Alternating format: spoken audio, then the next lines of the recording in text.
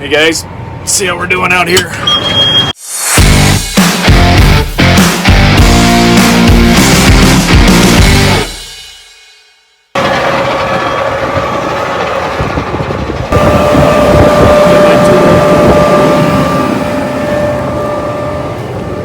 So we're out here in a no-till field.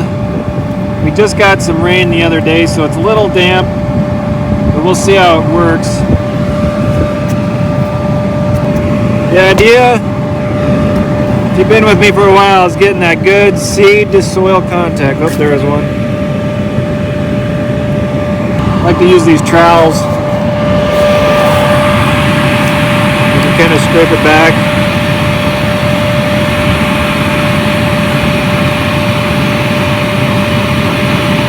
Start to see one there.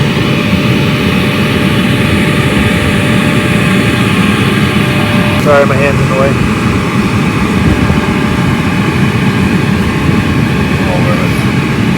Spacing's looking good. Not seeing many doubles.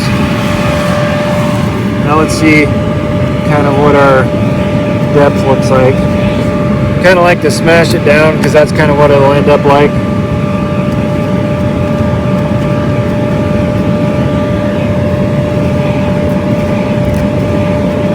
Me personally, I'm going for 2 inches.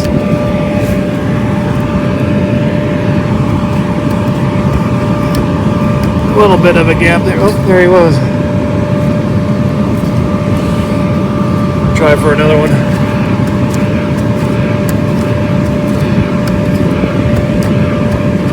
There's one.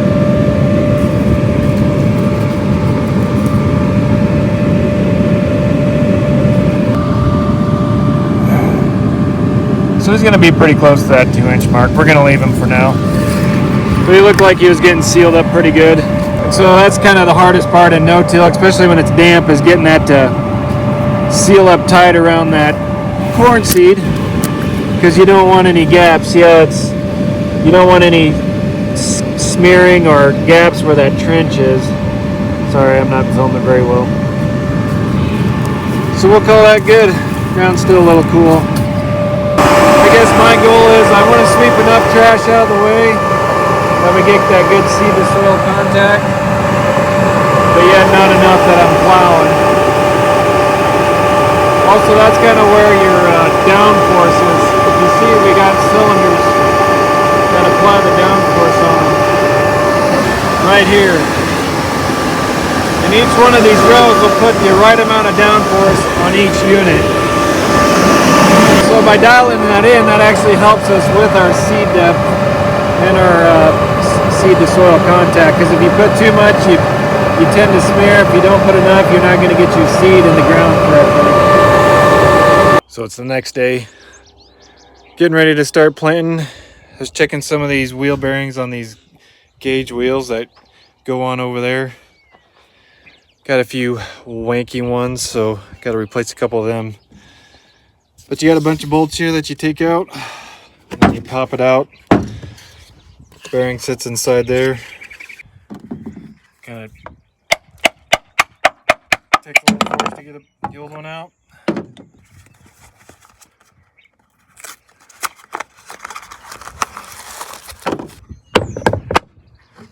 Slide it in. Because you got to make sure they're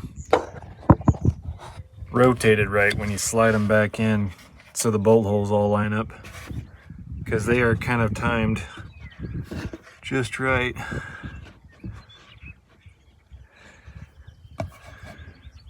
Because they're kind of a pill.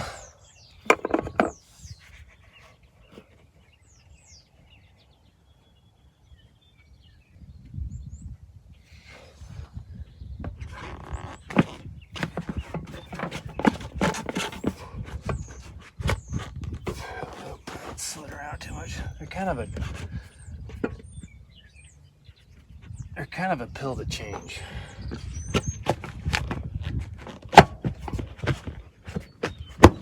Then you hope the bolt holes line up, which I think they're gonna. Yeah, the short ones are.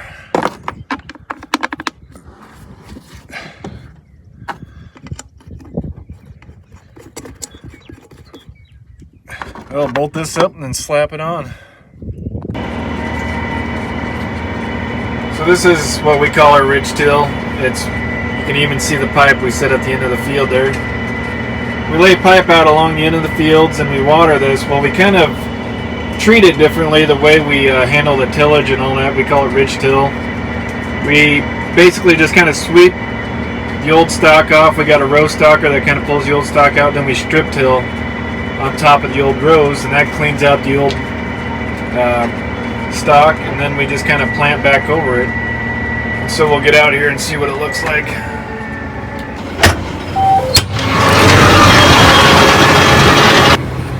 So here's where we've been. We'll just kind of pull it out. There's our first guy. Like I said, I always kind of like to firm that up because that's kind of how it'll end up. Then I check the seed depth. For those of you who remember last year, I got a mark on my finger that's 2 inches. It's that top line right there. Unless if I've grown since last year, it should be pretty good. Plus I marked this so I can go down, verify it. So we can scrape it back just to kind of check our spacing. There's one. There's one. There's one. I don't know if one's in there, but looks like it should be pretty decent. Looks like we're getting good closure and no air pockets. Good moisture. I'll take that in. That's what it kind of looks like when we're done. You can kind of see the old ridge, but it kind of flattens it out over all the stuff we do.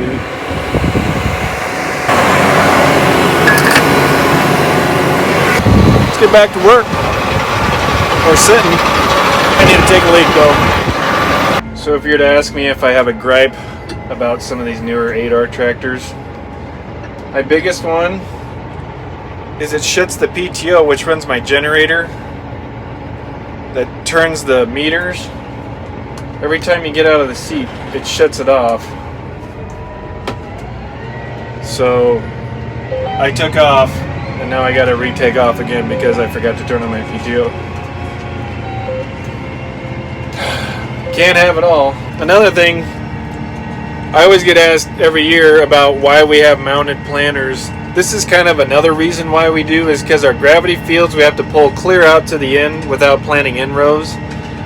And the tighter coupled your planter is to your tractor, the easier it is to get less road. And so we've always kind of had mounted planters, at least one. We've had pull types in the past, but we usually save those for our pivots. But this allows us to be able to plant closer at the ends, do a better job. So I forgot to tell you, we're planting corn now. We started out earlier planting beans just because it was cooler out, and they tend to do better in cooler temperatures. And so what we're doing now, we switch back over to corn. We still got some beans left to do, so we're going to kind of do half and half, see how it works out. We'll get the corn done and switch back over here eventually, but that's our plan right now. Here's what we kind of got going on the cab. Got my Connect Mobile, kind of my planter screen, and then kind of my other functions. Got my fertilizer, and then my rate, kind of my mapping screen, and these control my fur openers, the things in front that clean the corn residue out of the way. I can lift them up or put them down instead of going back there and manually doing it, which really helps out.